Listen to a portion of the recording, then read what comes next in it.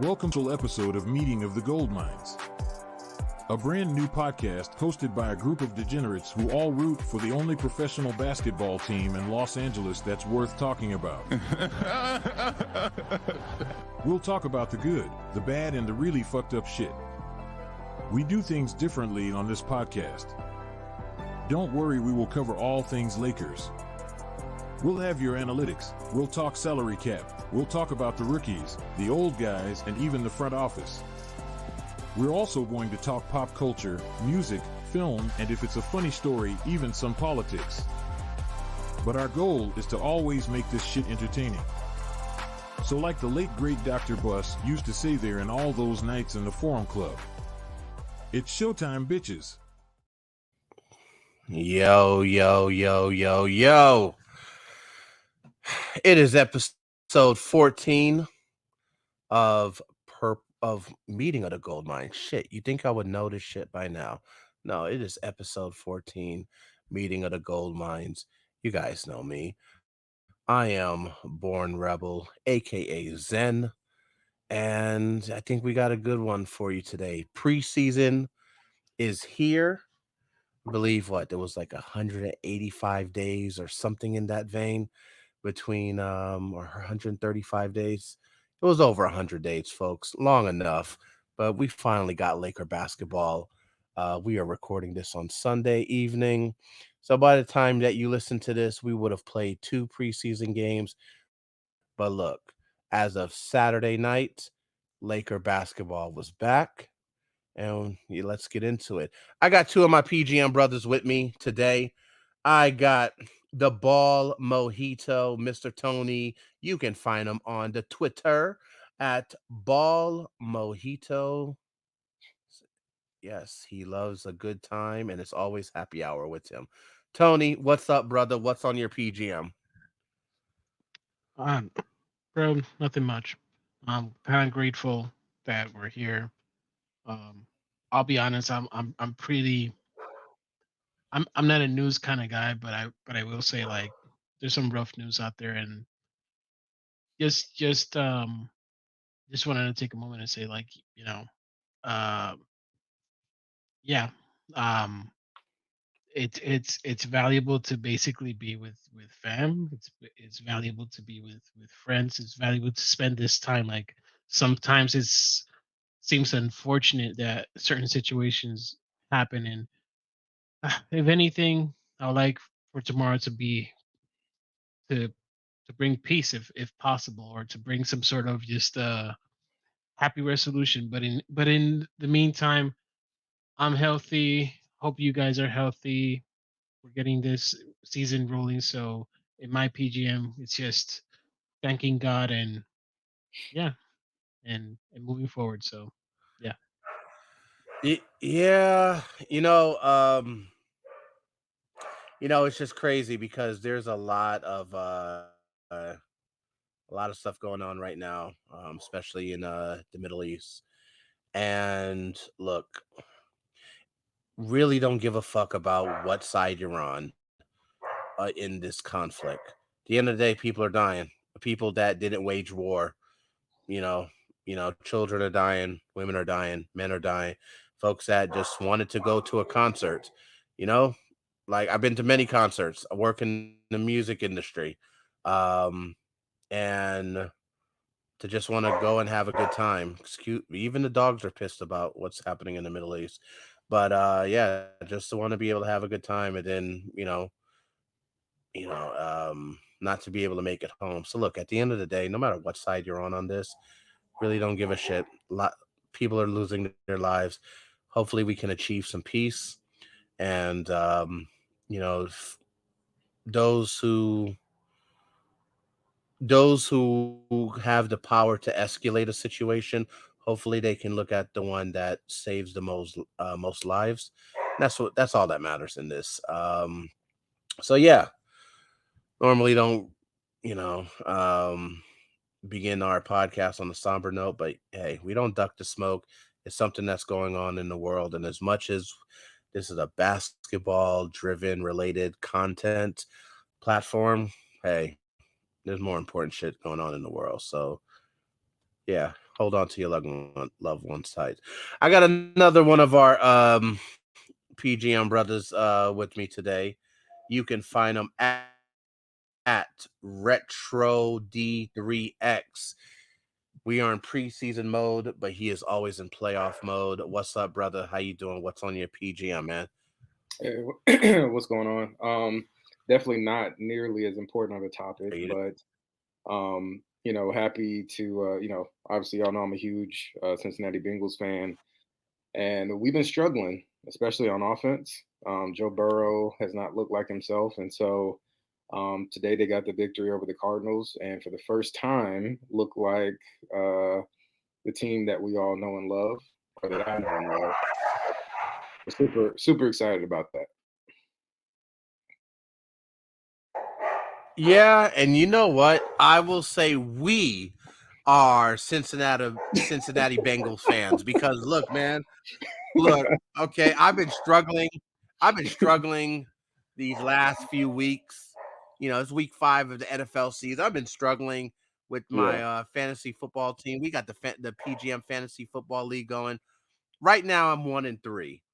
Hmm. That's on Sunday night. But by the time you listen to this recording, folks, I will be 2-3 because Mr. Jamar Chase, he Yes. dropped 50, 50 Dropped the points. bomb. He had 3 Hmm. touchdowns.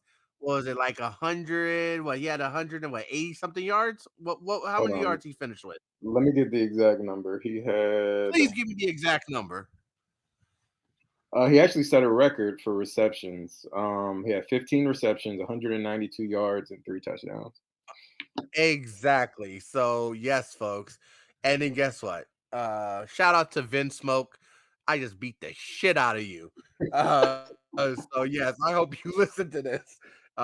Tony, we're gonna make a video. Yeah, but and here's a crazy part. I'm up right now by like 50 something points. All of his players played, and I got Devontae Adams. I got Whew. Devontae Adams and the Raiders kicker on deck for tomorrow. So yeah, I'm good. Vince Smoke, You gonna show him happy some belated mercy? birthday, man. What? I said you gonna show him some mercy, or you gonna I want pour to it show him on? some. Yeah. Yeah, that mercy thing. We don't do that here. So no. Yesterday was his birthday. I gave him a birthday present. Oh, nice. Just Okay. smacked the shit out of him. So happy belated birthday to the one and only Vince Smoke, man. Shout out. He is definitely one of our PGM supporters, and you know what? He will be on the podcast sooner than later, talking some shit with us. He is the Julius Randle stan. Just want to let Ugh, folks know that. But ugh. yeah, so that's what was on our PGM. We got some serious stuff, we got some fun stuff. But we got Laker basketball.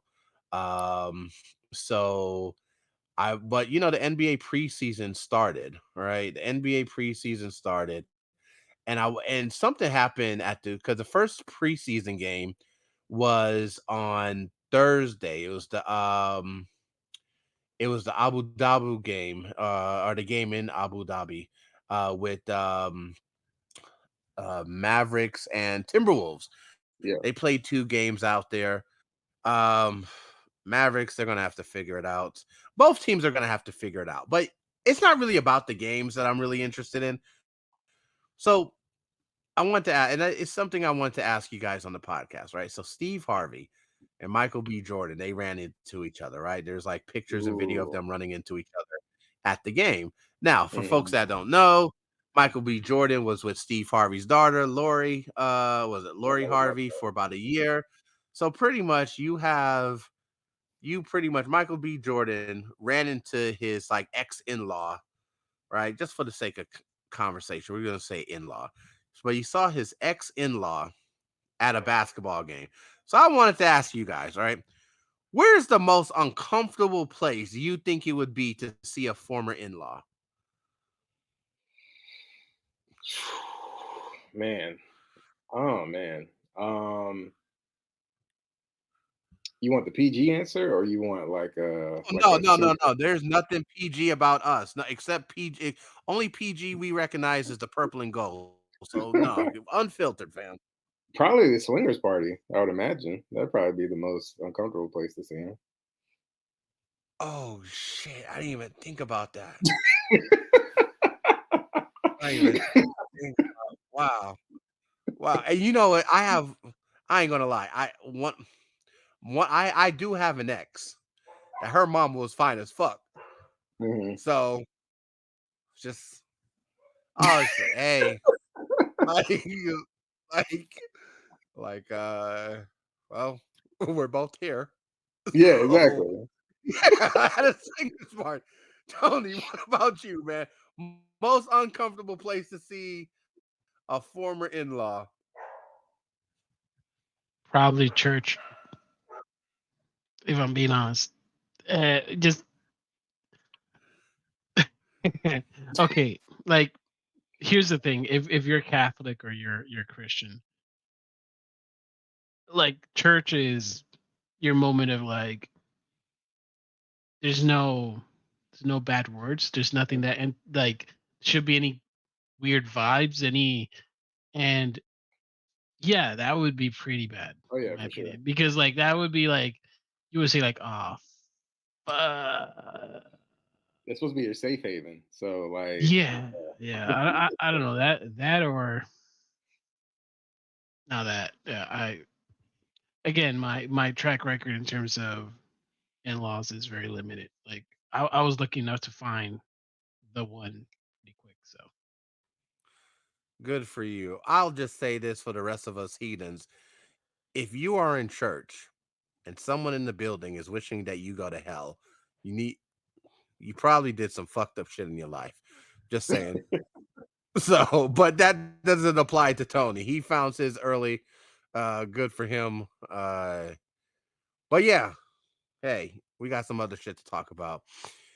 Well, Lakers first preseason game last night, Saturday night. We were all hyped about this. Twitter was hyped. Yeah, we was all hyped about this. Um, it was against the Warriors. It was against the golden aged Warriors, as I will be calling them until they get rid of Chris Paul. But look, first preseason game, it was at the Chase Center in San Francisco, so home game for the Warriors. We did lose 108 to 125. And but you know what? I'm not here to overreact. You know, we're gonna talk about it. I don't think it's the end of the world, you know. But I wanted, guys, let's get into it. What were your takeaways from the game? Tony, you want to go first? sure. Y- So my takeaways is that you can definitely see the culture. Like just saying like the Warriors culture compared to the Lakers culture, like there's some credit to be had, like the offense that the Warriors are running. Like they're very like this. They run the motion offense. They like the ball doesn't stick as much, and they were playing a more organized basketball. They were playing very poised. Lakers, in my opinion, like they just looked like a bunch of players that were slapped together and be like, here's the ball. Like there was a lot of like it had like a lot of pickup basketball vibes.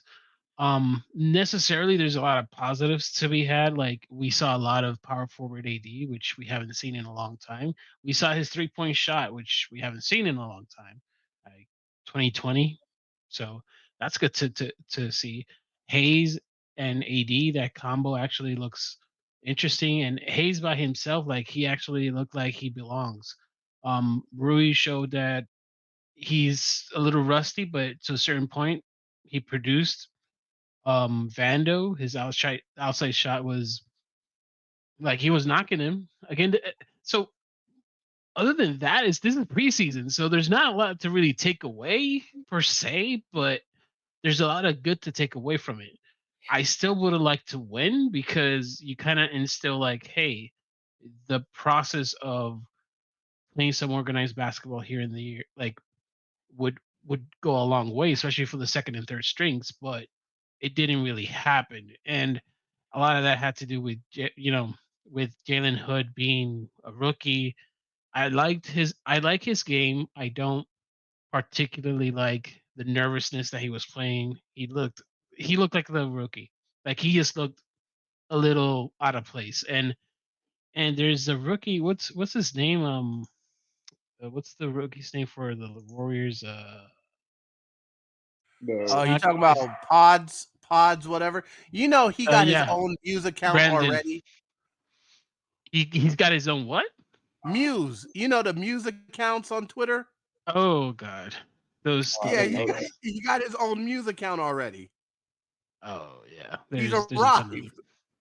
Is there a Max Christie music account? I kind of want to see if there is a Max Christie music account because he was, and Yeah. yeah, I'm just saying like, and talking Lakers, Max Christie was what we Yeah, need. Like as a shooting look, guard, as a backup shooting guard, he displayed poise. He commanded where he wanted in space. Like if he wanted to pick his spots, he would basically command to do it. Like he had the skill set to kind of pick his spots.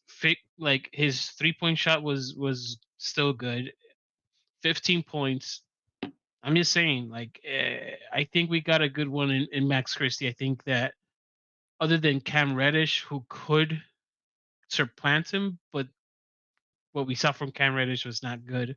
It's a first preseason game. I wouldn't put any stock into saying that Cam isn't good.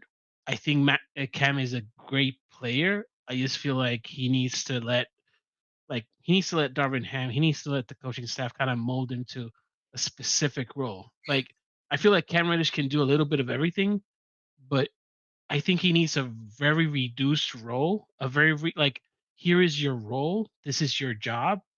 Take away some of the stuff like you don't need to bring up the ball, you don't need to like just spot up shoot, just defend at a high level, and I think those two things will go a long way. Now could he do more? Of course, but I think you gotta like reel him in and be more specific. At least that's what I saw from game one. Other than that, I never seen a player get 5 fouls and foul out of a preseason game. So kudos to Prince. shout out Like Tony that's Prince. Kudos. shout out Uh, Torian Prince. Like that's a first for me. Like I don't remember, to be honest. I was like, damn, y- yo, this is not even summer yeah, league. This is like a preseason game. This is legit like an NBA game to a certain point. It's like fouled out like that. Like yo. Um. Other than that, who else? From the Warriors side, I will say they need Kaminga. They need that version of Kaminga. They need that yeah, version of Kaminga to be successful because he looked Yeah, like he was prime ready. He looked like a like a prime Iguodala at a certain point. Like yeah. yeah, just saying like they need that. So yeah, that's my yeah. takeaways. Playoff. What's your takeaway from the game? Um, echo some of the same thoughts that Tony had. I mean, the bright spots for me, AD looked like an all-world, player. Um, um, your favorite player, D'Lo, uh, showed up and played really well. He, I think the thing for me that was most surprising, and I don't know just because you're playing the Warriors, but he just looked like he was really decisive and aggressive in wanting to get to the rim. And that's something that, we kind of begged for, especially with the way the last season ended against the Nuggets. Um, it's like if his shot wasn't falling, his mid-range shot or the three, he wasn't able to have an impact on the game any other way. And so people say he looked physically different. I didn't necessarily notice that, but if he is much more aggressive with getting to the rim and improves his ability to finish at the rim, that puts the Lakers in a much more favorable position as far as the season goes. What else? Yeah, man. The Cam Reddish experiment so far, it got off to a rough start. There's been a lot of conversations about who the backup shooting guard will be, or specifically him versus Max Christie, and who's going to come out on top of that. And Cam Reddish did not start off on a good foot. Actually, ended up getting injured in the game. Tweaked his right ankle. It looked like. Hoping for a speedy recovery. I haven't really heard anything about about the injury other than that. Um, but yeah, like Tony said, I mean, I didn't really see a lot of offense being ran. It just seemed like the players were just kind of taking turns, you know, taking, trying to get their own shots, especially when Christian Wood was out there. It looked like he was just trying to, I don't know, like he was just trying to get as many shots up as he could. It looked like to me. So um, Yeah, he's in the contract. Well, we yeah. did sign him for 2 years, but Oh, it is a 2 year. Okay, gotcha. So it's a 2 year, but it's he still has a player like they're all Torian Prince, Christian Wood, so he's in a Jackson contract Hayes. year. Yeah, this is a contract year. This is the same type of deal that Malik Monk and others like even Dennis Schroeder like those if they have the opportunity, this is just you should consider them a 1 year rental. Gotcha. Okay. Yeah. So if they can opt out, they will if they have a good enough season. Um, and I think with LeBron not being out there and with Austin not being out there, it definitely takes away a lot of the form of what we do, and that's why you saw a lot of freestyling out there. I am intrigued by the defensive pairing of Jackson Hayes and AD, and obviously we'll see what that continues to look like. Um, One thing I will say, I was really surprised by. We ended up actually shooting 38% from three, without Braun or Austin on the floor, which that definitely kind of took me by surprise. We seem to struggle with our shooting quite a bit, especially from three last year. So if that's something that actually becomes the norm, our ability to shoot that high from three, then that bodes well for the season. Um, but yeah, just ultimately just excited to see the purple and gold back on the floor again. Don't huge amount of you know overreactions on the timeline, especially on Twitter, but that's just how things go being a Laker That, fan. So that that's just Twitter. yeah, You know, obviously we're all excited watching the game. For the Lakers to be back.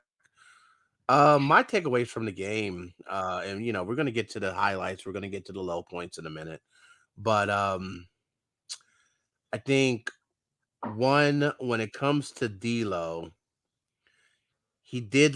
He was the yes. I am the D'Lo hater. Okay, yes, I am. I'll own it.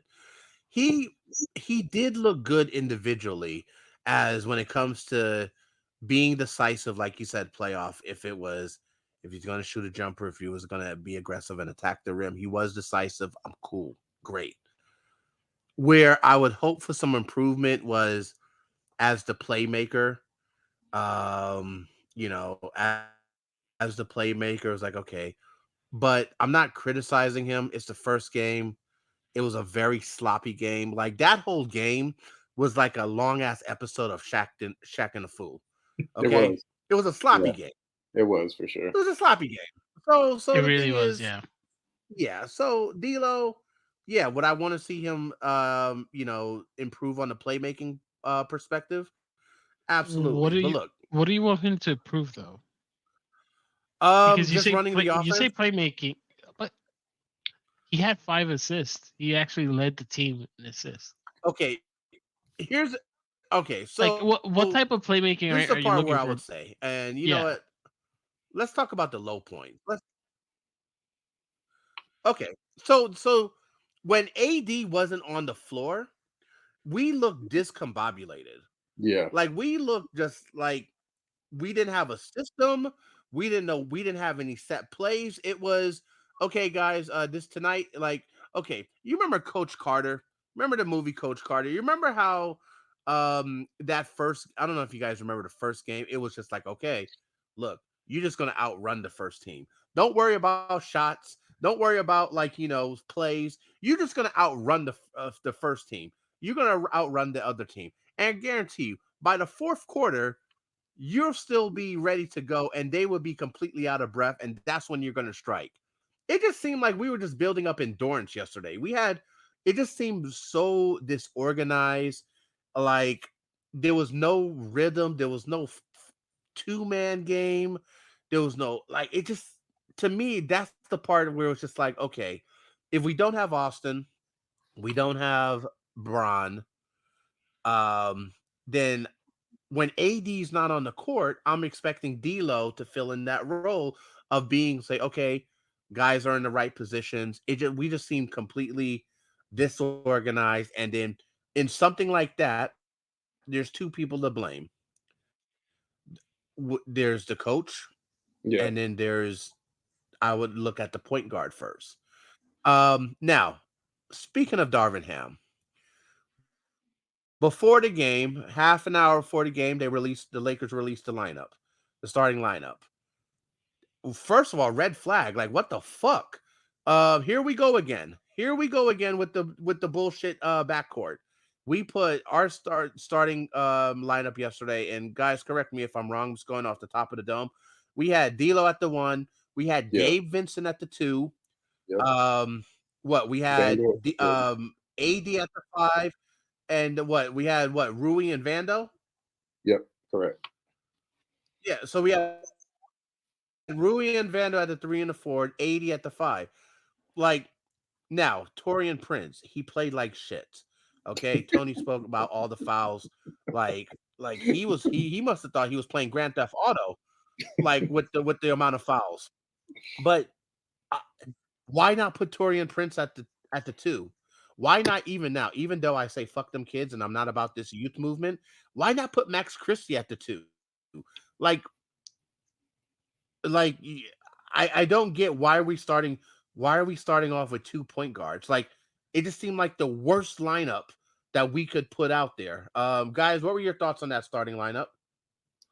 Yeah, it's funny before, like after the starting lineup was announced, I saw Tony's tweet, like talking about like, oh, like I can't believe this. I'm like, like I felt like, I was like, I feel like maybe he's being a bit harsh about it.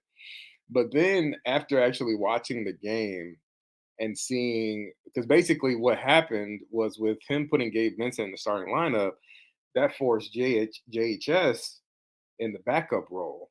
And so, I mean, we all saw how rough he looked. I mean, he looked as every bit of a rookie. I mean, he's a rookie for sure. So I mean, there's going to be growing pains, and you could visibly see that.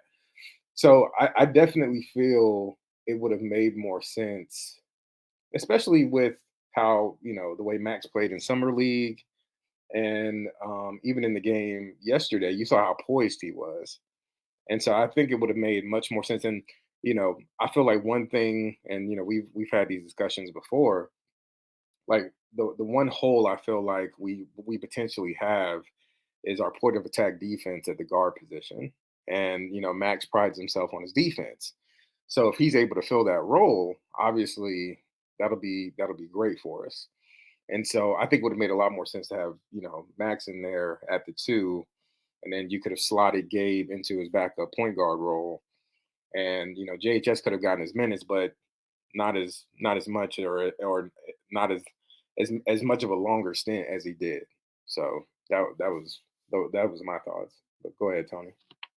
Nah, yeah, and by the way, that tweet was it was a bit over the top. I'll admit that it was a bit over the top. I was. It's just it, with Darvin Ham. My only concern with him is just he placates to the players a lot. Like, he is a players coach. There's nothing wrong with that. If anything, it just shows that it's just a different style of coaching that maybe I'm not accustomed to seeing. But at the same time, I get it. There is basketball reasons to put Gabe at 2. I'm not criticizing that at all. Like, Gabe actually works as a point of attack. It doesn't necessarily negate that starting lineup. Like, that starting lineup is fine. I was actually more concerned about that Vando Rui kind of combo, Mm, because that was like, because in my mind I still view them as 2 power forwards. So it's like, uh, and in a league where we're playing positionless to a certain point, I get the lineup. My problem was always like the second unit, and what you brought up was my concern. It's kind of like it messes up everything else. It's kind of like what comes next. It's like we saw D'Lo play basically the entire first quarter, and then they inserted or they inserted Max Christie in the first quarter, and then they inserted in the second quarter JSS, and it was it again. I I'm I'm I'm not saying I'm high on Jaden Huscafino. I'm just saying that I would rather give him the you know the time to develop because it's just he's a 6'6" guard who, if possible, he has the tools, the skill set to basically be a good defender, like a good point guard. So I don't know. There's some things you can't teach, and I think he has it. It's just he looked very nervous. Like Yeah, it he did. was. I think there was a play, and I may clip it in this video, but I don't know if you guys remember where they kind of hit the ball. The ball hit the shoe, and he just Yeah. popped out like kind of Mhm. crazy. Yeah. Like it's like, what Mhm. the hell are we watching? Yeah. And I think I Sure. tweeted like preseason equals comedy because it was comedical. Like there was some plays there that was just or what was it, the Cam Reddish one was, The alley oop that yo, that he alley oop, and like it was Steph Curry, right? yeah, Like Steph Curry blocked Cam Reddish. Make that make sense, yeah, man. Like I it think it was doesn't. I think it was a bunch of nerves. I think, JHS being a rookie, that's his first real taste of like real NBA action. So I think that factored into that. Cam Reddish, he's a journeyman. He's played on the Hawks, he's played on the Knicks, he's played on the Blazers, and now he's playing for the Lakers, his fourth team. And I feel like he understands like how big of a moment this is in his career. Because if he can't make it work here, it may turn into a situation where he doesn't he's not able to play in the NBA anymore. You know what I mean? And Yeah, for someone to have as lofty expectations as for him in his career, I mean, his first round draft pick hasn't lived up to those expectations, and I think just the nerves of being in a Laker uniform, understanding what's at stake, and wanting to go out there and play well. You could just tell he was pressing quite a bit, and like anytime he tried to put the ball on the floor, it just turned into absolute chaos. Like so, yeah. um, You know who Cam Reddish kind of reminds me, and that's kind of like where I'm like. That's why I'm taking it. I'm giving him space as well to kind of develop sure, because like he reminds me like a combination of like Dennis Schroeder's attitude okay, mixed with Malik Monk's kind of like rep. hmm Like because Malik Monk had a bad rep and he joined the Lakers and then it's kind of like he showed his value and basically rehabbed his image to a certain sure, point where he could basically get the contract and kind of go and be the guy that he wants to be. In the NBA, like I feel like that's the opportunity here. First game doesn't really point to that, but at the same time, it's preseason, so exactly, I'm confident that the coaching staff is going to carve a role for him specifically because there are moments where his, pause size, his length will actually no, like at shooting guard, a 6'9" or 6'8", that like that's difficult to find. Like even on the defensive end, like sure, just making him a spot up shooter, and you got something there. So that's why I'm saying like I'm advocating for Max Christie because I feel like he's more of a ready product, but at the same time, the upside of having Cam Reddish that would be an excellent choice, just as a secondary or third option, just a Tony, I got different a look. question for you. I got a question for you because Oh you boy, brought up Monk. Who represents Malik Monk? is he a clutch guy? is he a clutch guy? Can, can someone It's look been that a up? minute. It's been a Hold on, minute. It's been let a me look it minute. up. Yeah, Yeah. someone look that up. If Malik Monk is a clutch guy, I just want to make sure that if I'm going to go somewhere, I want to make sure that No, you he's know. his agents are Jeff Schwartz and Marcus Monk. Yeah, I let me don't see. know if they're Ah, related. I would imagine they are no. related, but Okay, no problem. Well, but look, I was just okay. about to say that. Then I was about to say that. Remember, one thing that factors into the or one variable in this whole Cam Reddish equation is that Yep. he's a clutch guy. Yeah, and And here we go, gambling on another clutch client. And look, it, the thing with Cam Reddish that So how I'm many just clutch one. clients? Oh, you remember that 20? You remember that 21 All Star clutch All Star team that we had? How many of that was clutch though? Let's see, Montrez Harrell. We had THT. I Yeah, think but at one THT point we had THT NBA champion THT by the way. But go ahead. Yeah, don't disrespect them. Laker absolutely, champion, Laker Yeah, champion. Montrezl Harrell. absolutely. Look, there was one point we had like 6 clutch clients on the squad. I mean, Look I at think the that most 2021 squad. I think the most clutch clients we had was last season, if I'm not mistaken, because it was Lonnie Walker, it was JTA, Troy Brown, um, then you JTA. include Anthony Okay. Davis, then Nunn was also part of that group. Like No, okay. technically, All right. I'm Yeah. just saying Okay. last season actually was the clutch team. So Wow. I just never seen a company or a store that puts like. Can you imagine going to the supermarket and you get the fresh chicken right next to the expired chicken? And it's just right next to each other, and it's just like, well, just take a pick, But look, this is my thing with Cam Reddish. All jokes aside, actually, no, I'm still gonna joke about him. Now I can see why the fucking Knicks fans are so miserable. Because is that what they had to deal with this whole time? Like how many people are going to be wrong about Cam Reddish? First, it was the Hawks. Oh, he wasn't getting an opportunity. Then, um, you know, then we were convinced. Then Cam Reddish and his representatives convinced us that the reason why he's not getting any playing time because it's a beef between Clutch and CAA. So it's just political reasons, and Coach Tibbs and Leon Rose, they're CAA. So it was this gang warfare of sports agencies, and Cam Reddish is just a victim of that. Okay, he goes to Portland. He didn't really do anything in Portland. Okay, he got there late in the season. Okay, fine. Now he's with us. And look, I've said it in previous recordings. I say, look, we're gonna have the most competitive training camp. And Max Christie and Cam Reddish is gonna be competing for their spot into the rotation. And I said that for political reasons, and for experience reasons, yeah, Cam Reddish might start out higher on the depth chart going into training camp. I'm sorry, Max Christie is winning, and it don't even look close. After the summer that he had, and mind you, it's not isolated incidents.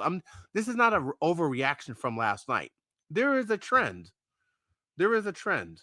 So, um, just wanted to yeah, point out our there is a friend trend. Sean with a W. You know him. Um, I think this Yes, is encompassing of absolutely. Shout out what's to the Sean. problem with Cam Reddish. The idea of Cam Reddish is greater than Cam Reddish, and that's kind of like and to a certain point, I kind of get what he's saying, and I think that's what everybody like. It's an unfortunate thing because he has the skill set, he has the tools, he has the build, the profile. Why is it not clicking? And I feel like He even that's has a cool name, Cam, Cam Reddish. Cam Reddish. That just sounds like a yeah, great name. Like yeah. like if you were a rapper, I'm listening to that new Cam Reddish album. That just sounds. Or you know what? Yeah, Cam Reddish. She just opened up a new restaurant. Can't wait to. Cam Reddish just sounds like a great name. That's too good of a name to be a shitty basketball player. Okay, Well, just hey, I don't know, man. with the quest for 18, if we can Send him to unlock, Taiwan. come on, nah. I'm not there yet. I'm not. I could be there, but Okay. I'm not there yet. I'm not there yet. It's Okay, too early, man. all right. Well, okay. Don't get upset when he becomes one of one of your uncle's new neighbors when he start playing for Puerto Rico. Oh, Yeah, but look, the oh thing. no. Okay, look, the thing with Cam Reddish, this is not an overreaction from last night. Look at Max Christie. Max Christie showed out in the summer. Okay, he showed out in summer league. We were like, oh shit, okay, cool. And one thing was like, okay, he's playing against a whole bunch of young guys and guys who are not even gonna. Most of them are not even gonna be on an NBA roster next year. Okay, now he goes into preseason. What were the reports by Trevor Lane and Johan that he put on about 15 pounds of muscle since he got drafted? He looks good. He's improving on his game. He's a student of the game. Okay. Last night he looked decisive. He he looks poised.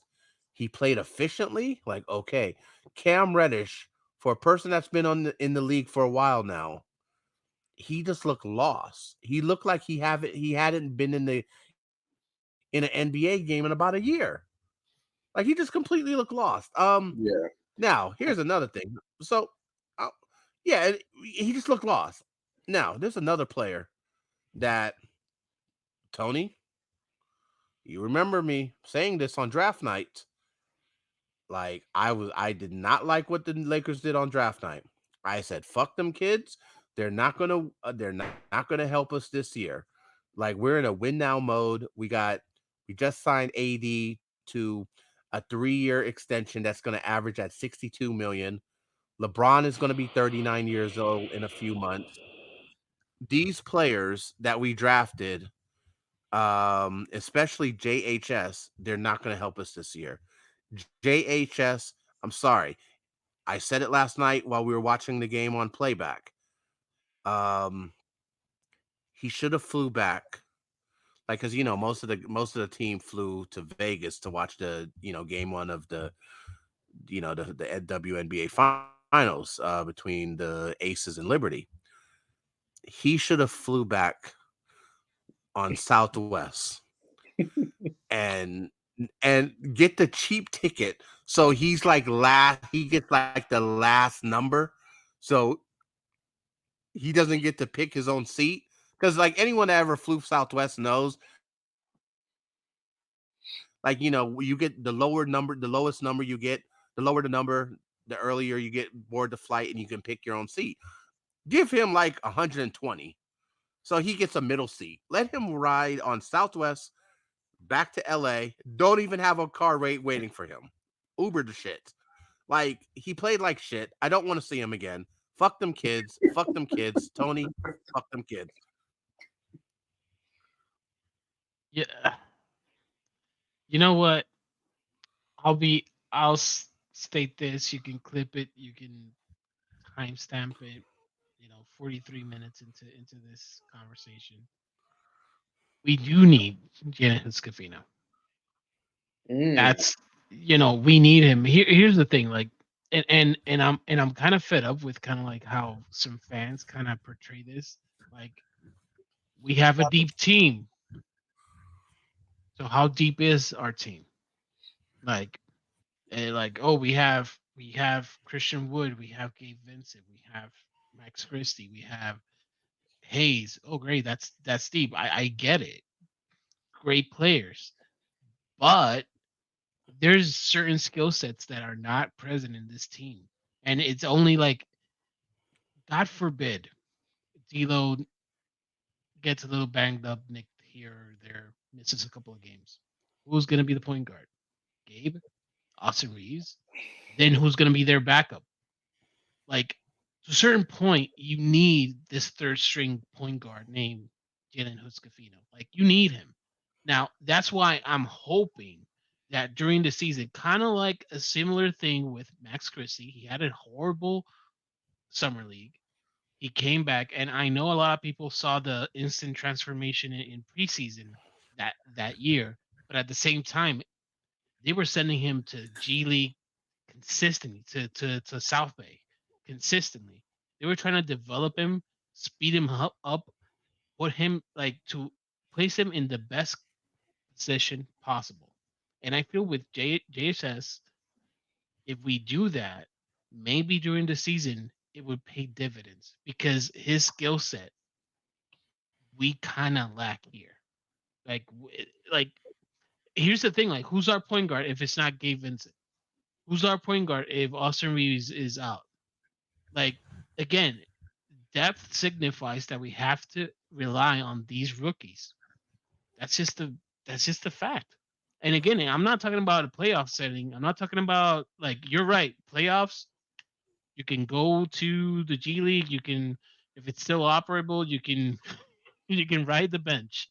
But when it comes to the season, shit happens. Shit really does happen. So like, I like again, I'm not a fan of Jalen Huscafino, but I am a fan of the front office and how they've done their recruiting. Like they've hit, like, there's minimal duds.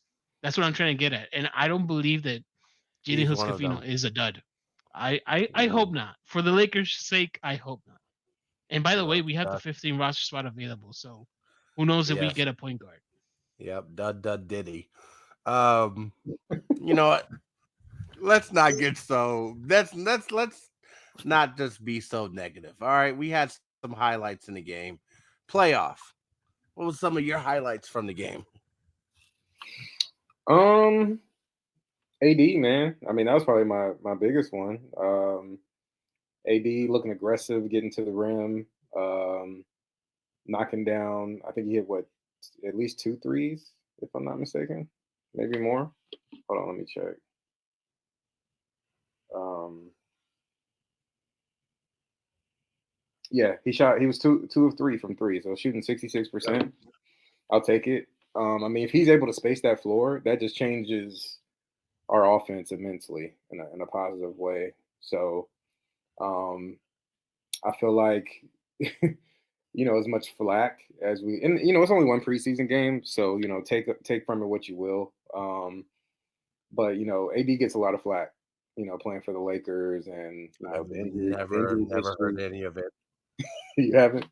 Um, but yeah, so I mean, he played well, and he was one of the few bright spots. So I feel like if he's able to do that on a nightly basis, um, then that really will ensure that the Lakers are top seed in the West heading into the playoffs.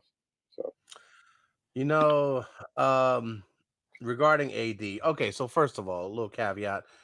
Um, in 2 weeks, 2 episodes from now, we are going Purple and Gold Mines on Meeting of the Gold Mines. We're going to do our full regular season predictions. So this episode, we're keeping it to the preseason, but we are going to give our predictions about the regular season. We're going to do a deep dive into that in 2 episodes. So bear with us, folks. But I'm just going to say this regarding AD.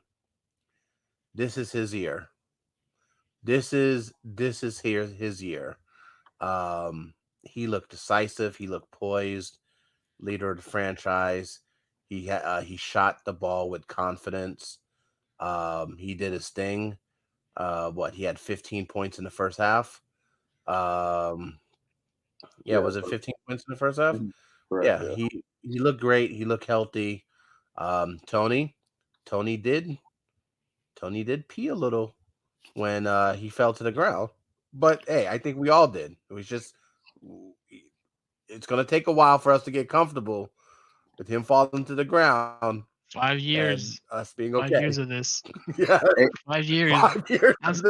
I'm saying 5 years, and we're still like, like yeah, you So, gotta Laker Nation cannot hold, like they hold their breath each time every time he Anthony hits the floor. Davis hits Yeah, the floor. It's like, oh my god, and it's Espe- like we dissect every movement. Like, oh yeah, my god, is he grabbing his knee? Is he grabbing his what's it called, the hip? Oh my yeah. god, like it's not easy to be a Lakers fan in this era. Just saying. Especially when absolutely, he's sir. diving on the floor voluntarily, like trying to get loose balls. It's like, bro, I understand what you're trying to do and set the tone, but it's the preseason, bro. Like, chill out. Yeah. Like, Yeah, but We you know get it. what We though? get it. But just going back for a moment, that's why that 2 for 3 from 3-point land is such It's an important important. fact. Yep. Because if we want to sustain AD, like if we want to not be gasping each time he hits the floor, then please shoot as many threes as you can and Yeah. hit them at a high clip, please. Like Absolutely. that's how I view it, at least. No, for sure. Tony, highlights of the game. Oh, honestly, the kind of like seeing Max Christie. There was a play that he had. I think he took it coast to coast. Like he had like this rebound, if I'm not mistaken, and he kind of hesitated to pull up for three, and then he like continued on and kind of like just finished with contact. Again, it's probably not there's other highlights as well. There's one that kind of jumps out, which is the Hayes lob. That was interesting. But honestly, it's just seeing Max do that again. We kind of saw spurts of it, but we saw a full game of him doing good things. So I feel like that's my highlight. It's just Max Christie. Just put him on. Those 15 points of highlights, in my opinion. Yeah, I mean, he looked like he belonged on the floor. He didn't look out of place. He didn't look like a second year player. Um, the thing I think that impressed me the most about his time on the floor last night was just his ability to get to the rim and, like Tony just said, finish through contact. It's like I didn't really see much of him last year. I didn't really watch many of the games that he played in, and so I didn't really get a good sense of the type of player he was offensively. I saw highlights on the defensive end, but This version was not last no, year's yeah. version. So No, we didn't see this level. Like he never finished in contact. He never drove to the basket like this. So to a certain point, this is new, like gotcha. new for us. So yeah. Yeah. Well, I'm just gonna piggyback off what you guys said. Highlights of the game was AD. He set the tone. He set the pace.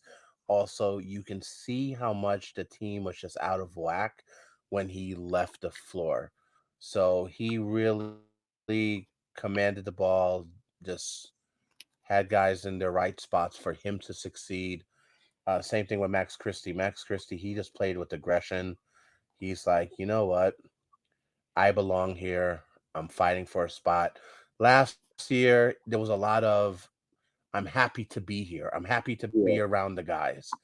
Now it's like, no, I belong here, and I'm gonna like he's taking no prisoners. I respect the aggression, and he did his thing. But guys, let's give out some grades. I know it's the first game, but we're not gonna go through the entire uh you know box score or the entire lineup, but let's give out some grades. I guess shit. Let's start off with Mr.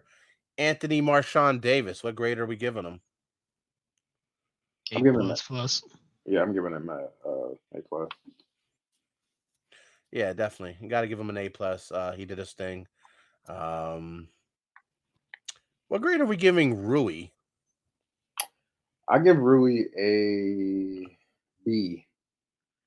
Give Rui a B. I feel like I'm not really sure what I was expecting. You heard all there was the storylines of him doing the workouts with LeBron and all that stuff in the off season, and Bron basically taking him under his wing. The Mr. Miyagi, Daniel Mhm. San thing they got going on. But he just definitely looked a little rusty, kind of when Yeah. the game first started. But as the game continued, you saw those flashes of the Rui we fell in love with in the playoffs last year. Hitting the three. I think he shot. Let's see. He was 1 of 2 from three, so he shot 50%. Um, he got a couple of got into the post, was able to hit his fadeaway jumper. Um, and so I think he'll continue to build off of that, but just looked a little rusty to start off the game.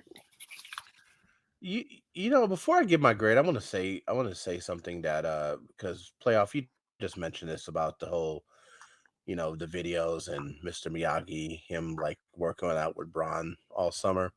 I know we're in the content creating game, and we have to push content, especially in the summer. I do not want to see one motherfucking video, one more video. No, no, no, no, of guys working out in the summer. Because first of all, when they're making these videos, no one misses a shot. No one misses a shot. Everything is at the right angle. Um, we see pictures of with at a certain angle we think guys are losing fucking weight. We th- you, we think they're taller. They don't miss a shot. It's just like, stop it. Stop with the fucking videos from the summer. I'm done with it. And here's another thing. You've seen the videos. There's that one basketball there's that indoor basketball facility in New York that everyone goes to. This is a place that, Ben Simmons win 3-point shooting contest. I do not want to see one more video from there. Just stop it. No one misses a shot on that court. No one. So with Rui, finish my rant. But with Rui, he made a play. I want to say like in the second quarter where he attacked the rim, but he was really quick off of his feet. I was like, okay, like he was a really aggressive, but he got to the basket with ease. Now he ultimately missed the shot, but he got to the basket with ease.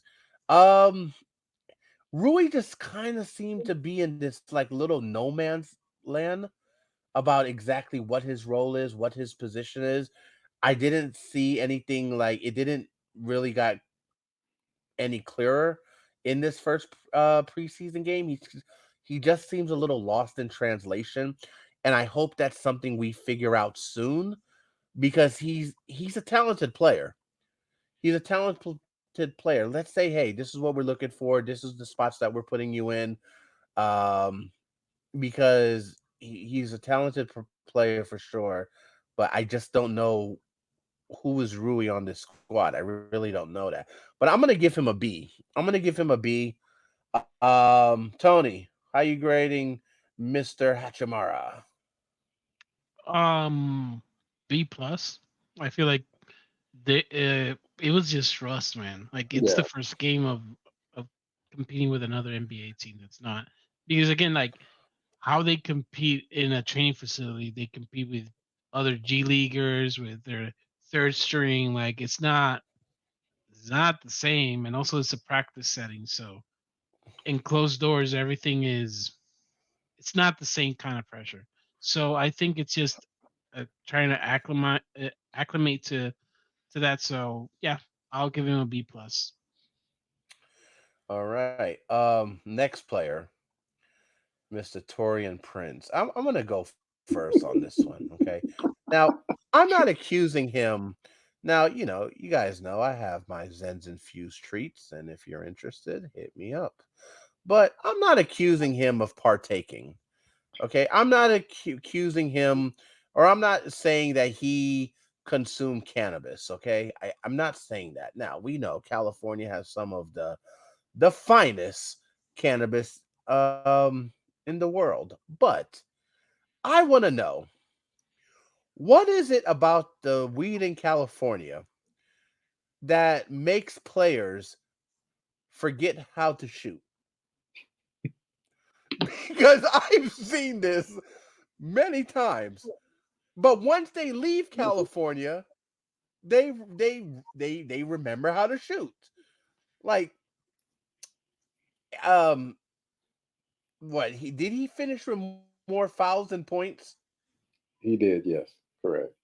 He finished with more fouls than points. I think he had 5 fouls within the first 10 minutes. Like, Uh, I yeah. what in the GTA was he trying to do? Here's the thing about Torian Prince, and I'm not going to say it, but playoff knows what's up. There was a special brand of basketball that us black folks often played on the playground. It was really aggressive. um it seemed like that's what he was playing on the court. It was just like, it's like, yo, like you know the N in NBA stands for national, right? Because I'm like, what the fuck are you doing? Yes. To all the white liberals who are listening to this, please just don't even figure out what the word I'm referring to. But yes, I'm like, yo, what the fuck are you doing? But he looked awful. I'm giving him an F. Like he played Give like him shit. an F? I'm giving him an F. He played like shit. I don't know what he was doing. Um I mean, and F were fouled out. yes, F for Mm, fouled out. yeah, Yes. yeah. F for fouled out. Yes, F for Nicely fouled out. done. Nicely done. Perfect. Yeah, hey, that was a Dwayne Wade LeBron alley oop right there. Yeah. F for fouled out. This is the person that just last week we were hearing reports when training camp first opened, right? We were hearing reports that Torian Prince, he might be the starting two guard. It's okay. Mind you, it's not an overreaction, folks. We're going off of game one. There's still 5 more playoff games to go. So I'm giving him an F for fouled out. Tony, where you at, man, with Torian Prince? I mean, I kind of made the assist, so doesn't Yeah, that count? Like you gotta go. I'm Yeah. good. Yeah, same I grade. kind of agree with you guys. Like it's, I mean, ah, that's you know what Torian Prince kind of reminds me of the reason why I'm kind of sometimes annoyed by Darvin Ham because he's he's trying to figure something out, and it's kind of like I get it, but that's when a player doesn't know his role specifically, and I feel like he was trying to do a little bit too much. Yeah, And by the way, those were a lot of ticky tack fouls that they were it was. calling, They like were. a Yeah, lot of for ticky sure. tack fouls. So I don't necessarily blame him on them, but I think when you hit number two, you should like dial it down a bit. But he's like, it's just like it's so yeah. But anyway, Yeah. yeah. Playoff wrap last grade. What grade you giving Prince? Yeah, I don't I don't disagree with y'all at all. I mean, on top of fouling out, he went 1 of 5 from the field, and one of the whole things, like the reasons why we were excited about his signing, and again, it's only the first preseason game, but this shooting element that he would bring, because I've seen Torian Prince knock down shots, especially threes, and he's got a legitimate bag offensively, so he just looked completely lost on offense. So I'm not really sure what he was doing. So yeah, I'll ride with the F. All right, all right. Well, look, I really want to spend the rest of this episode really doing a deep dive into the postseason. We got 6 games, and tomorrow, Preseason. we're recording this. Oh, Yeah, we have 6 more games in the preseason. So I gotcha. want to Okay. do. Excuse me. For some reason, let me fix this. Um, for some reason, look. Here's the thing. We got 6 games left in the preseason. I mean, 5 games left. We have a total of 6 games. We have 5 games left. Tomorrow, as we're recording this, tomorrow, October 9th, we have a home game against the Brooklyn Nets. We also play the Suns. We play the Kings. I believe we have one more game against the Warriors. Tony, help me out with that. Um, That's correct. but On the 13th.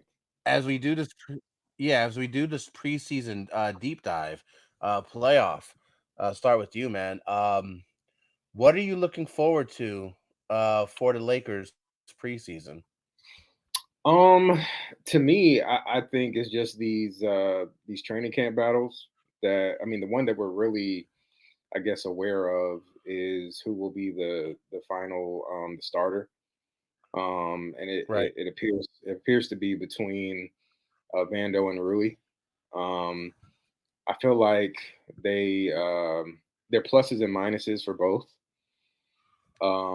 Vando in last night's game, he exhibited some of the same issues that he had last season, as far as getting the ball in the interior, offensively, and just really not being able to finish.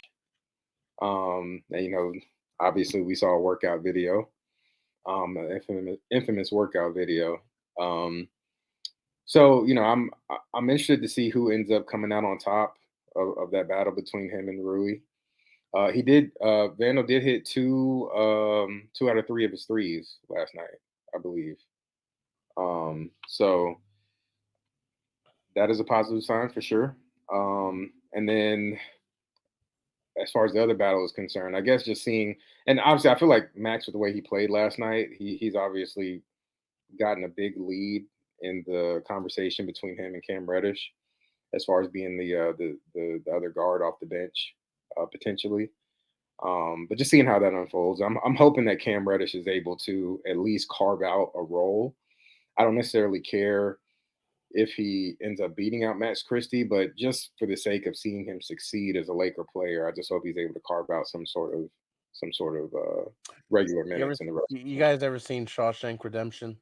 Yes, So Cam, I don't know if you guys remember the end of the movie when Morgan Freeman is on the bus to go try to find Andy. yes. I would take that same bus, right, from like 1950s. I'll put Cam Reddish on it and just send him right back to New York by that old 1950s Greyhound bus. Um, yeah, get the fuck out of here. Um, look, for me, what I'm looking forward to seeing the most, I'm real. I want to see Austin Reeves. Mm, Now, we know Austin Reeves is him, but I want to see Austin Reeves how he's playing with AD and LeBron. I want to see the two-man game between Austin Reeves and AD. I also want to see Austin Reeves on the court without the two of them and how he's commanding the offense. Darvin Ham said in that whole introductory press conference a couple weeks ago with Rob Palinka, he said that, hey, Austin Reeves is going to have a good amount of time with the ball in his hand as a playmaker. I want to see his development, with the playmaking. So that's what I'm excited to the most. I think Austin Reeves, I've said it this before, I think he had the best summer out of anyone in the league. His star power is rising. Even how he was that spark plug for Team USA at the World Cup, at the FIBA World Cup. Last year, another thing I've said before, I think he had such a great trajectory from game one to the last game of the season. He went from not getting much time to ultimately being someone that we actually depended on. And you can argue at times last year he was our second most consistent player. So I'm really seeing like, okay, you got your contract, Austin. You got your shoe deal. You did well at FIBA World Cup. You even was, I guess we can't even get away from not mentioning Taylor Swift. You even got your Taylor Swift rumor, you know. So it's like, okay, Austin, you're him. Let's see. What are we doing, Austin? So that's what I'm looking forward to the most for this preseason. Tony, what are you looking forward to seeing for this Lakers preseason, next 5 games? Uh, more organized basketball if possible. Just not a lot of pickup if needed. Like I get if we're playing our G leaguers or our like civic guys, if something happens that they're more fine. But like I'm curious to see what, not necessarily what Austin will do because I kind of know what Austin is, and I kind of see what the floor is with him, and whatever he can do is like it's like cake. It's like just it's fine, but I kind of want to see what they do with Christian Wood. I feel yeah, like Christian Wood, he didn't have a good outing. We didn't talk about much about him, but he just didn't look correct. People are calling him that he's fat. I don't see that. People are calling him that he's slow. I don't see that. I did see a lot of like picking pops, but no pop. Like he was there, but nobody really sent him. Like it's kind of like the recognition that hey, by the way, he can spread the floor, he can shoot, give him the ball. Oh But yeah, yeah, there's some clips, there's some nasty clips, and it happened a lot with Jalen. Like, it, yeah. He was not. He but wasn't even that's looking his way. he was like he was on a mission. I'm gonna score the ball, or I'm gonna do whatever I want with this. But screw you, Christian Wood, kind of like thing. but um, but no, to a certain point, like I kind of want to see how they implement him because Hayes just did the normal big man rolling to the rim, nothing really particularly good. Like it was good, but it was not like it was nothing unexpected. Like that's his forte. So if they use that, that's great. You kind of have a formula there. But now I want to see what they can do with Christian Wood because that pairing with AD and Christian Wood is what I like to see more. And I like to have him because if Christian Wood doesn't want to play center and he wants to be more power forward, then the pairing between AD and Christian Wood won't mix.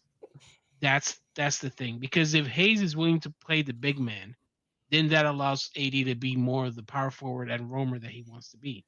So you kind of have to figure out what Christian Wood's role is. So yeah, that's my expectation. I hope to see him take a next step, and I hope that Darvin Ham can actually do that. Yeah. Well, I hope. that kind of takes me into the next question, Tony. What lineups would you like to see? Start off with you, man. So is this with Austin playing and LeBron? Just curious. Whatever. So I kind of want to see a lineup where it's so I kind of want to see in the lineup where it's Austin, Max, maybe Torian Prince, maybe Rui, whoever, LeBron AD. Like I kind of want to see that, see how that works. Other than that, I'm more curious about the bench lineups. Like for instance, like if it's a combination of Gabe, Max Christie, like a normal rotation lineup, like it's Gabe, Max Christie. Then you have either it's probably going to be Rui, and then you have like I like to see a combination of Christian Wood and Hayes, like something of the sorts. I think that's too many people. That's great. Wait, Rui, Max, Gabe, Torian Prince, and Christian Wood. Like that's the five that I want to see. Like Uh, make that make sense. It's not again like the starting lineup will be this. It's we kind of Vando's gonna be the starter. Like I'm sorry, like Vando's gonna be that starter. If he can hit that three, and if he can spread the floor, yeah, he's gonna be that starter. And by the way, they're gonna play the percentages, so they're probably not gonna. He's not gonna attract the same attention that Rui would. But if he's making them pay, then it is what it is. But yeah, that's what I expect. I want to see Gabe, Max, Torian Prince, Rui, and Christian Wood. Christian Wood. Yeah, and Hayes. That's that's where I'm like it's either Christian Wood or Hayes. But yeah, it's that's the lineup that I want to see. so I will say the lineups that I so we got 5 games left. I would like to see a game where Vando is the starter. Like to see a game where Rui is the starter, and then we can compare and contrast. I don't want to see them in the lineup at the same time together.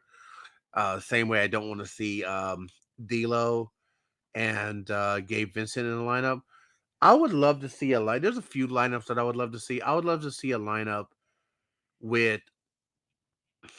I would love to see a lineup with Jackson Hayes.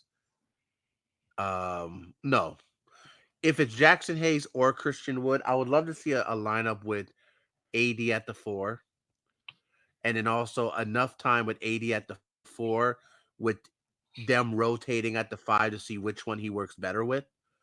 Um, Obviously, I'm thinking LeBron in a lineup like that. If AD's at the 4, LeBron's at the 3. Austin at the 2. Put D'Lo at the 1. I would like to see a starting lineup with AD at the 4 and just see how that looks. I really, you know, I think the next lineup that I would love to see, I would love to see I would love to see some situational lineups. What's our lineup when we need a 3? Mm. You know, is it going to be Austin? Obviously, LeBron's going to be in there, but is it going to be Austin, LeBron, Torian Prince, um, Rui, and AD? I don't know. I would love to see some Mm, situational. What's our lineup when we need a stop? Like late game situation when we need a stop. So those are like those two particular lineups, and I would like for the lineup to happen, and then in the post game conference or at some point, Darvin say, "Hey, yeah, so these are our lineups in the situation." So I really want to see those situations to happen. Um, yeah. Also, shit. I'll even say I'm interested in a lineup where Austin is at the 1, Torian Prince at the 2. Um, if we want to say Vando at the 3 or LeBron at the 3 and Vando at the 4, I would love to see. So that's another lineup that I would love to see. Playoff. What lineups are you looking forward to seeing or hoping to see? I mean, y'all pretty much covered a good bit of them, but figuring out the lineup that will best allow us to maximize AD defensively. I think that more than likely it'll probably come with Jackson Hayes playing the 5.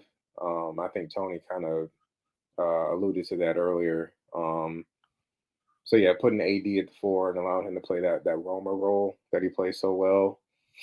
Um, I want to figure out. I feel like I definitely agree with Tony. I think Vando is going to end up being the starter. So I want to figure out a bench lineup where Rui is the focal point of the offense and kind of figuring out the best way to maximize him from an offensive perspective. Um, what else? I want to see, Max Christie um, being like the main defender at guard. I want to see that and see if he can kind of handle that pressure, especially with some of the taller tasks, whether it be. I know we have a preseason game against the Suns, so throwing him out there on D Book, seeing how he looks, throwing him out there on Bradley Bill, seeing how he looks, just so we can kind of get an idea. Now, obviously, it's the preseason, um, but I just want to see if there's any hope that he can kind of hold his own, especially against some of the more, the marquee players in the NBA at the guard position. Um, and I want to figure out our closing lineup, what that looks like. Um, Absolutely. who's our best 5? You know, um, both from an offensive and defensive perspective. Um, so yeah, that's about it. Yeah, I'm with you all the way. LeBron sat out the first preseason game. They announced that about a day or about 2 days before that he wasn't going to play. How many out of the 5 remaining you think he'll play? I think he'll play at least 4. You say 4 out of 5. Okay. Yeah, I think he'll play 4 out of 5. Tony? I think he plays the next one, right? I think Um, he'll definitely play tomorrow night. yeah, I think he plays. If I'm not mistaken, like he may play 2 or 3. Like I feel like 3 is the number. Mm.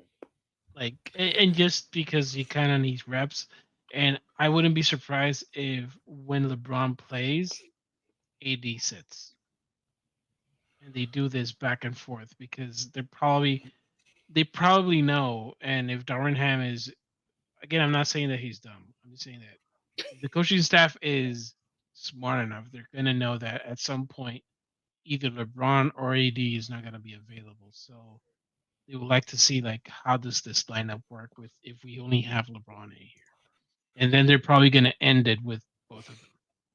So that's how I would approach it at least.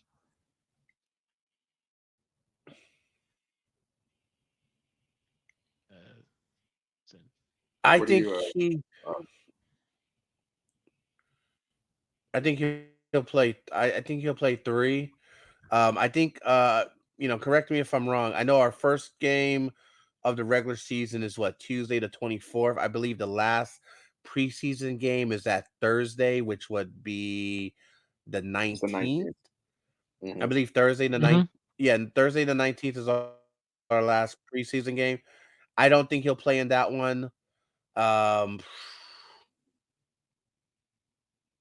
I don't think he'll play tomorrow. I don't think he'll play the Brooklyn game. Really? Um, I think he'll play games. Yeah, I think he'll play games 3, 4, and 5. Um, yeah, I think he'll play games 3, 4, and 5, and then shut it down so he can have a full weeks of rest before the season starts against Denver. Um, so yeah, so that's kind of a gut feeling that I have on that. Um, yeah, so guys, as we get closer to wrapping this up, what do you think our final preseason record will be? Uh, I think we'll beat Brooklyn, assuming LeBron plays, which I think we all think he'll play the game against Sacramento. I think we'll win that one. I think we'll beat Golden State. Um, I think we'll end up going 3-2 over the next five. So we'll finish 3-3. Yeah. So you're saying we'll finish 3-3, Tony? I think we're gonna finish 2-4, maybe Yeah, two and I'm four. with you. Yeah. Well, no, I'm not saying it. No, no, not It's. in a bad way. Yeah, I I'm mean, with you. I'm with you. I I'm think not. Yeah. first of all, what we've seen in these, Yeah. yeah,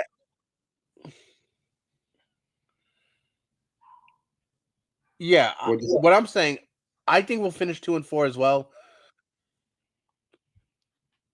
Yeah, I think we'll finish 2-4 as well. I think my thing with the preseason lineup is that I think we're going to be doing a lot of experimenting, and we're also going to be getting a lot of the other teams like starting lineups. Like we just watched the preseason game earlier against the Bulls and the Bucks.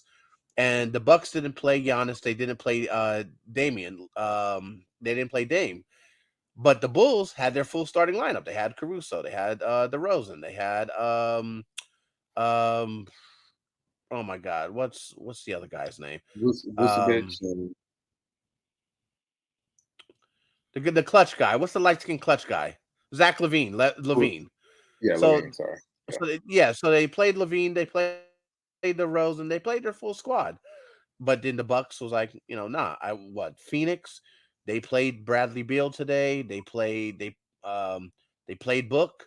They played KD. So I think with us we're gonna be experimenting more. I think the Kings.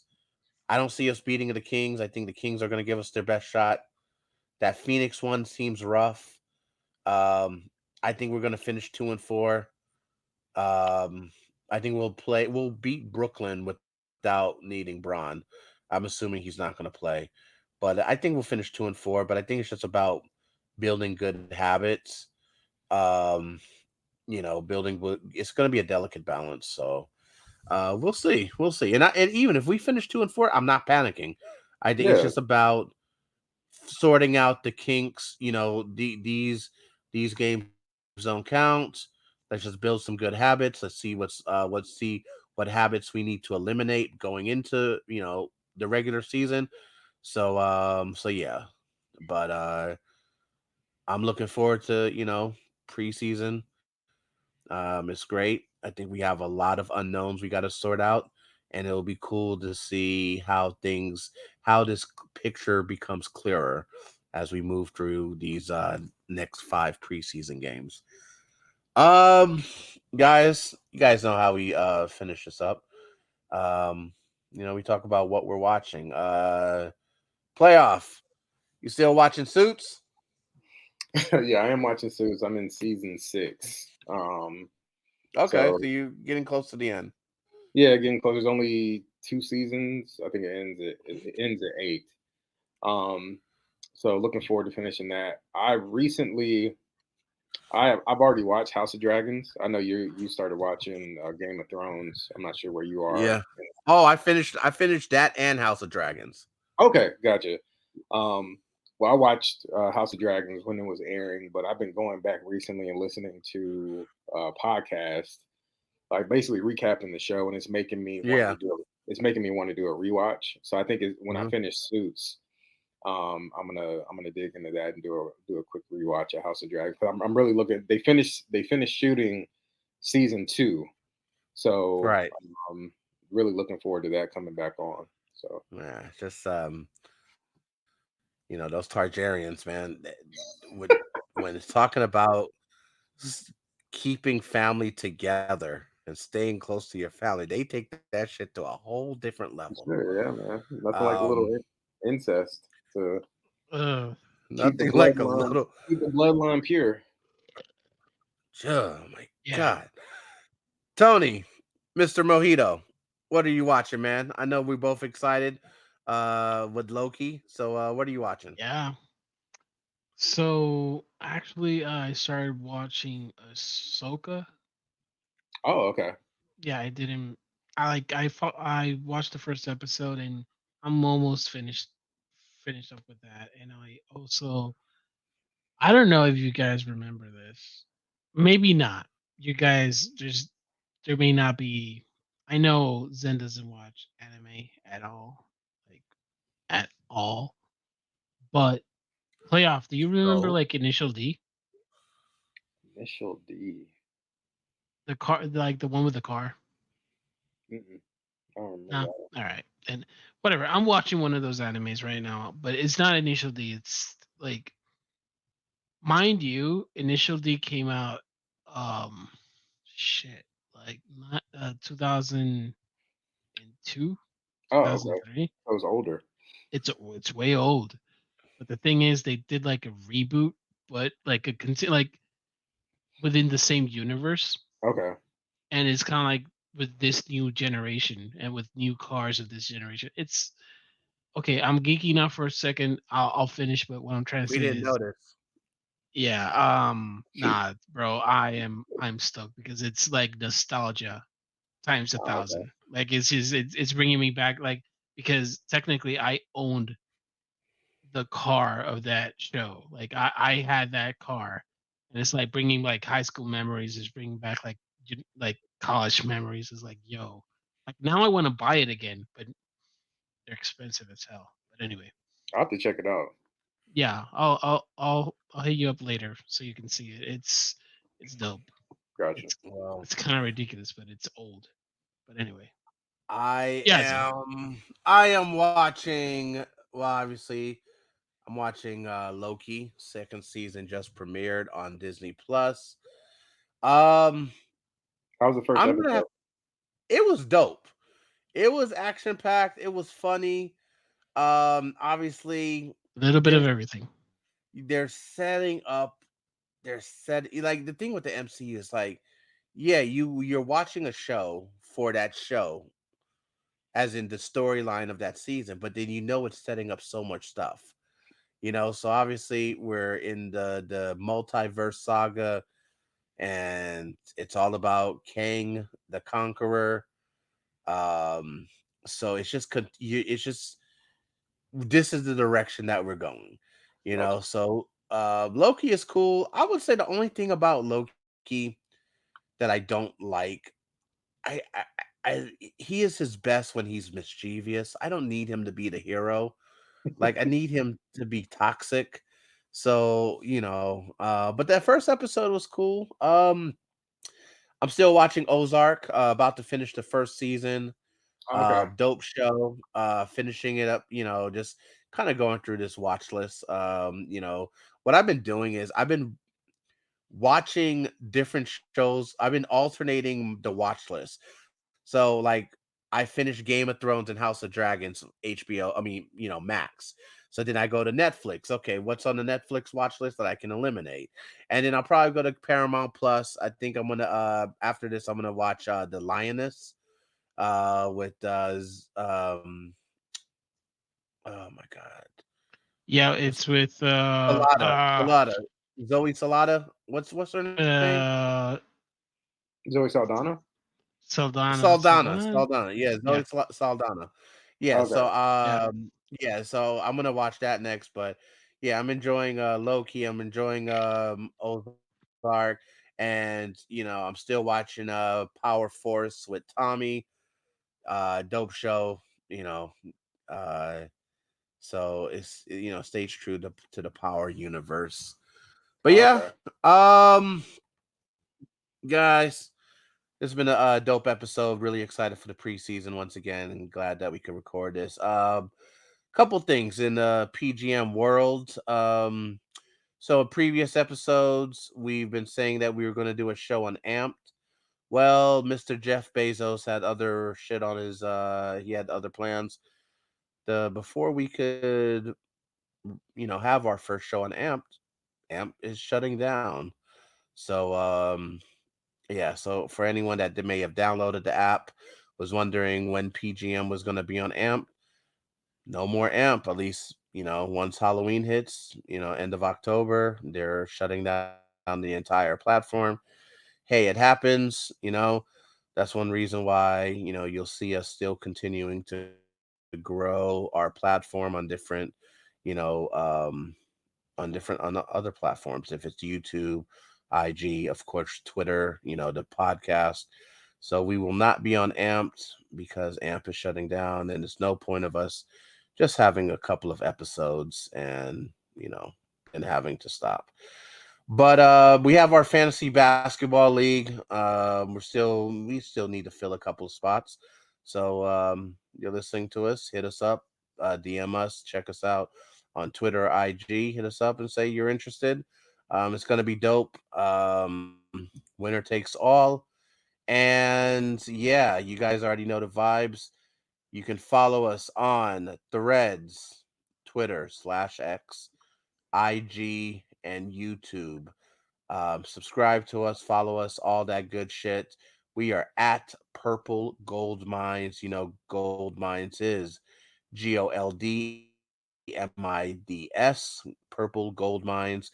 You can also join us for watch parties on playback. Join our channel. Folks have been hopping in, having fun, dope conversations, mostly inappropriate, but it's a good time. We'll be playing as many of the Laker games as possible, but we will be having watch parties throughout the entire every night throughout the season, covering a lot of different teams, and of course the Lakers. We also host WWE watch parties. We're watching the WNBA finals. Saturdays we've been watching college football. So it's been dope. It's a good vibe, and you know what? Sometimes we might even have a movie night. So join us on Playback, playback.tv/PGM Fan Cave. Um, yeah, this is a good one. Like we said earlier, peace is something that we should always strive for, and it's something that I hope every region of the world can have it. What's going on in the Middle East is not it's not good. It doesn't matter what side you're on. You know, every life is valuable and sacred. So hopefully, hope the people that are in power, hopefully they can get their shit together. But this has been a good one. We will be back next week. episode 15. And so I am Born Rebel, aka Zen. That is the Ball Mojito. That is playoff mode. We are out. Peace. Nobody safe. Soon as we step out the cage, we raising all of the stakes. Make no mistake, either you stay in your place or we putting you on a plate. Look at our face, we put the fear in the dirt. We at the